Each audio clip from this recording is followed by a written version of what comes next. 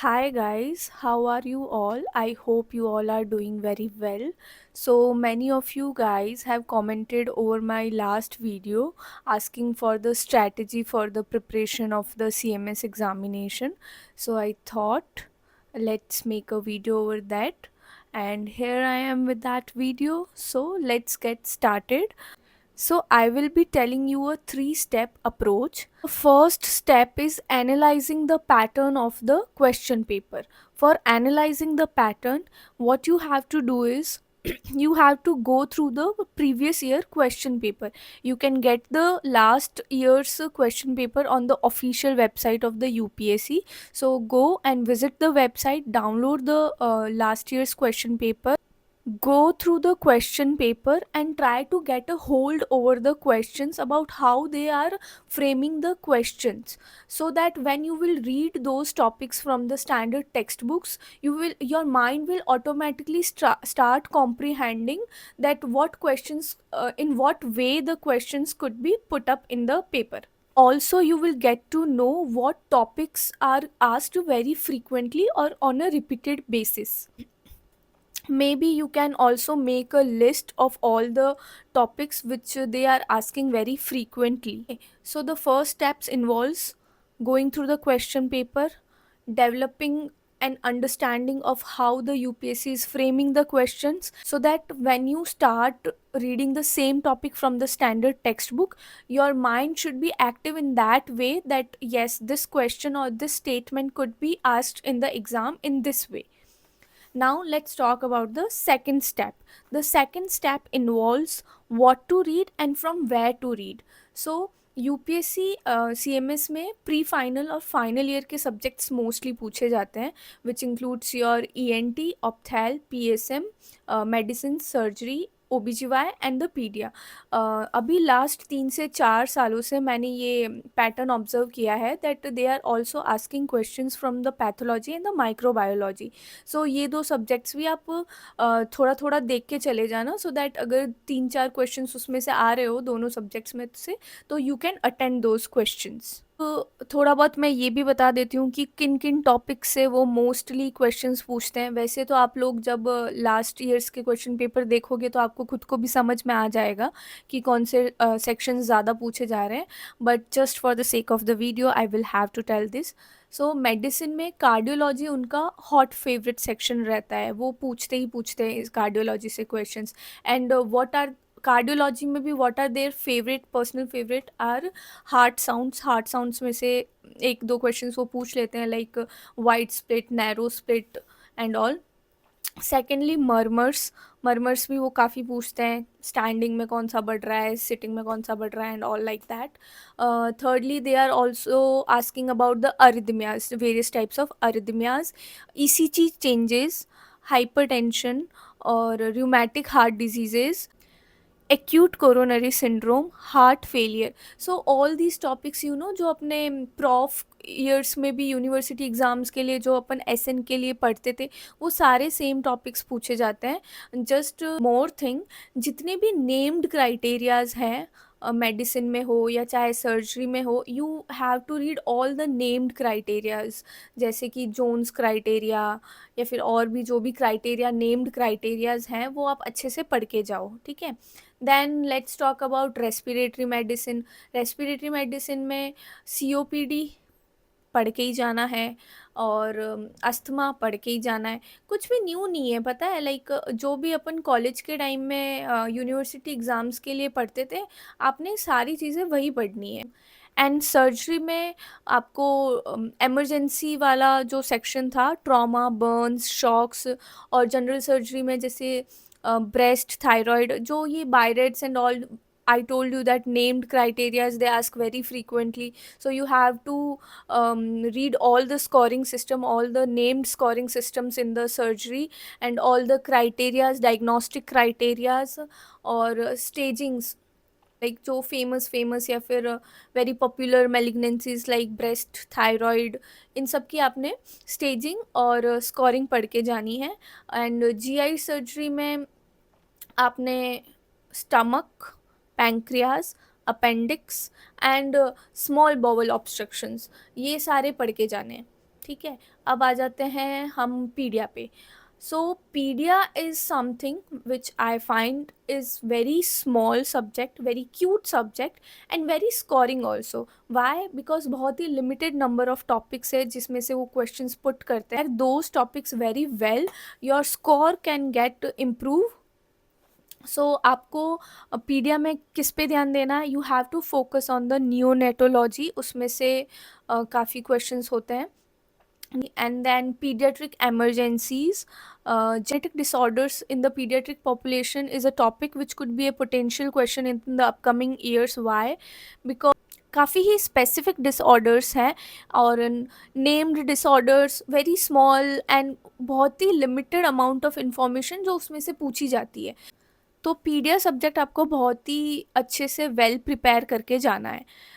अब आ जाते हैं हम OBGY पे। तो देखो, OBGY में आपने सब कुछ प्रिपेयर करके जाना है। OBGY is the most unpredictable subject in the UPSC exam.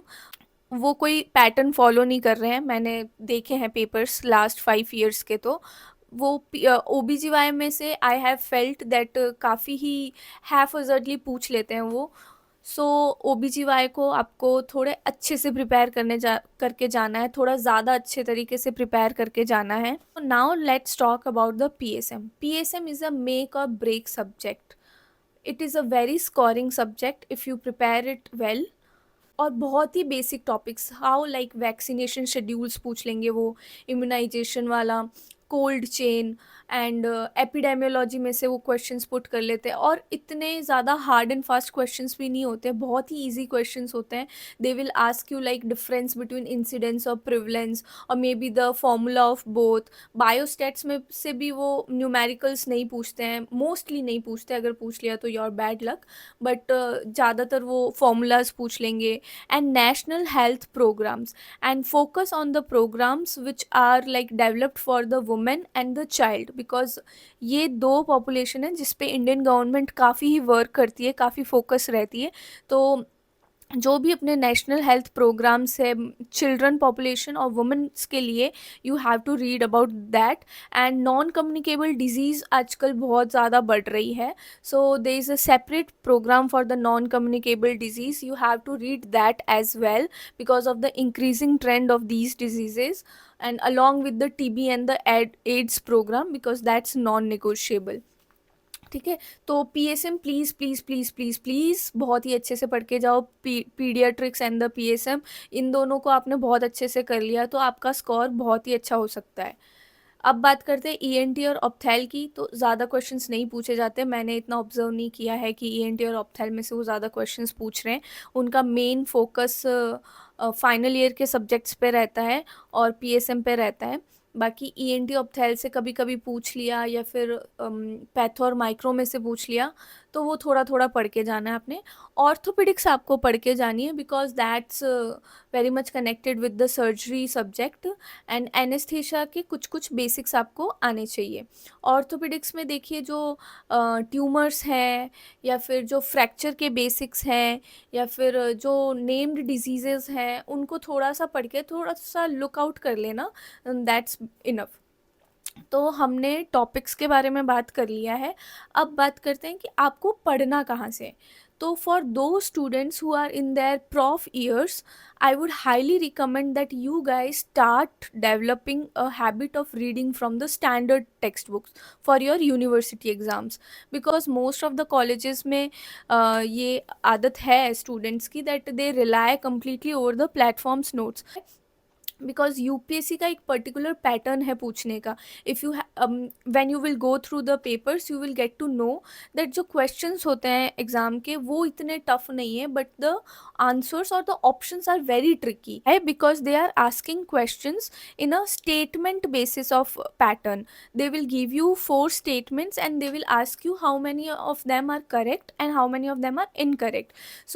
So most of the situations में क्या होता है, students are well aware about this 2 statements but they get confused in other 2 statements. Why? Because those 2 statements are directly from the standard textbooks. I think that you start a habit of reading from the standard textbooks and you can add it along with your platform notes. So you have to read both. Why? जब आप standard text book से पढ़ोगे तो आपको एक overview मिल जाएगा उस topic का, और फिर जब वो सेम टॉपिक आप अपने नोट से पढ़ोगे तो वो उसकी ब्रीफ समरी आपको मिल जाएगी। तो माइंड दोनों को कॉम्प्रिहेंड करेगा, और जब आप एग्ज़ाम में बैठोगे और कोई क्वेश्चन आ गया उस टॉपिक में से, देन वो स्टेटमेंट सडनली क्लिक हो जाएगा आपके माइंड में कि हाँ, ये तो मैंने स्टैंडर्ड टेक्स्ट बुक में पढ़ा था। दीज थिंग्स हैपन्स बिकॉज जब अपन लोग प्रिपेयर करते हैं तो एग्ज़ाम के टाइम में ये एंग्जाइटी रहती है कि यार मुझे कुछ भी याद नहीं हो रहा है, मैं इतना सब पढ़ रही हूँ बट मुझे ऐसा लग रहा है मैं सब कुछ भूल गई हूँ। No, you never forget. तुम्हारा माइंड हमेशा क्लिक कर जाएगा जब भी आप उस टॉपिक को देखोगे कि हाँ, I have read about it. So please start reading from your standard textbooks. It will help you. So, and for those aspirants who are in their post mbbs phase, maybe it's not possible for you guys to study from the standard textbooks now, but you can read the main notes of the respective platforms. And there is a book called Prasad's Comprehensive Guide for UPSC CMS, and it contains the last 17 to 18 years of the question paper which are solved. So you can read that book, and please add it along with your main notes, but you have to read the notes very thoroughly. So both will be more than enough for you. आती है बात कि standard text book कौन सी follow करे, तो देखो, जिसकी जिसमें श्रद्धा हो वो पढ़ लेना आप। मेडिसिन में डेविडसन, मैथ्यू, हिम्मत है तो हैरिसन पढ़ लेना। मेरे में तो नहीं थी, मैंने तो डेविडसन ही पढ़ी थी। तो आपको जो बुक अच्छी लगे आप पढ़ सकते हो। सर्जरी में you can go for Manipal और एस दास। पीडिया में तो अपनी ओजी बुक गाई है ही है, उसके अलावा तो I don't think so any guy follow Nelson or something like that. And for O B G Y, what I personally feel, that's my personal opinion completely, that जो साक्षी अरोरा मैम के नोट्स है, that's more than enough. Sakshi ma'am has like taught the OBGY in such a depth that I don't think you need standard textbook. It's more than enough. You can go for it very well. ठीक है। And for PSM, K park is non negotiable. You have to read K park. अगर आप अपने third year में हैं तो please आप के पार्क पढ़ना शुरू कर दीजिए, कोई एक्सक्यूज नहीं चलेगा। It's such a wonderful book and such an interesting book. Once you start reading and get a hold over it, you will find that book very interesting. And for ENT ophthal कुछ अलग से करने की ज़रूरत नहीं है। Notes follow कीजिए या फिर बुक फॉलो कीजिए, कोई भी एक फॉलो कर लीजिए, चलेगा। So now comes the third step, which is solving the MCQ. Solving MCQ is something you cannot skip. आप लास्ट 10 से 15 साल के क्वेश्चंस को सॉल्व करो। उन क्वेश्चंस को सॉल्व करते टाइम प्रीवियस ईयर टॉपिक्स को पढ़ो, एंड उसके रिलेटेड जितने भी MCQ सॉल्व कर सकते हो करो। एंड कुछ भी देखो, CMS के प्रिपरेशन के लिए व्हाट आई फील इज़ कुछ भी अलग से करने की ज़रूरत नहीं है। जो भी हम नीट PG प्रिपरेशन के लिए करते हैं, दैट्स मोर देन इनफ। कुछ भी ऐसा नहीं है कि you have to go for any other specific platform or any other specific book. Standard text book के साथ में नोट्स प्लस MCQ, और यही चीज़ हम नीट PG के लिए भी फॉलो करते हैं। तो देयर इज़ नथिंग न्यू। आप अपनी नीट PG की अगर प्रिपरेशन कर रहे हैं तो उसके साथ साथ ही आपकी CMS की प्रिपरेशन ऑटोमेटिकली हो जाती है। सो आई डोंट नो कि मैं एक्स्ट्रा क्या ही बताऊँ। So while solving the previous year questions and the topics, you can cover 50 to 70% of the syllabus. So please MCQ consistently solve करते रहिए, स्टैंडर्ड टेक्स्ट बुक से पढ़ने की आदत डालिए, और multiple revisions, limited resources and consistency is the key. And always, ये सिर्फ CMS के लिए नहीं, कोई भी एग्ज़ाम के लिए यही 3 स्टेप्स होते हैं। कुछ भी न्यू नहीं बताया है मैंने। सो आप प्रीवियस ईयर टॉपिक्स को पढ़ो, उनके रिलेटेड MCQ सॉल्व करो जितने भी MCQ सॉल्व किए जा सकते हैं, एंड टाइमली रिविजन्स करो, एंड कंसिस्टेंसी रखो। Usually 6 to 8 months are more than enough for the preparation. So all the very best for the exam. अगर आपको कुछ और पूछना हो तो please drop your doubts in the comment box, and I will be happy to help you out. Till then, bye bye. And if you like the video, please like, comment and subscribe. Bye bye.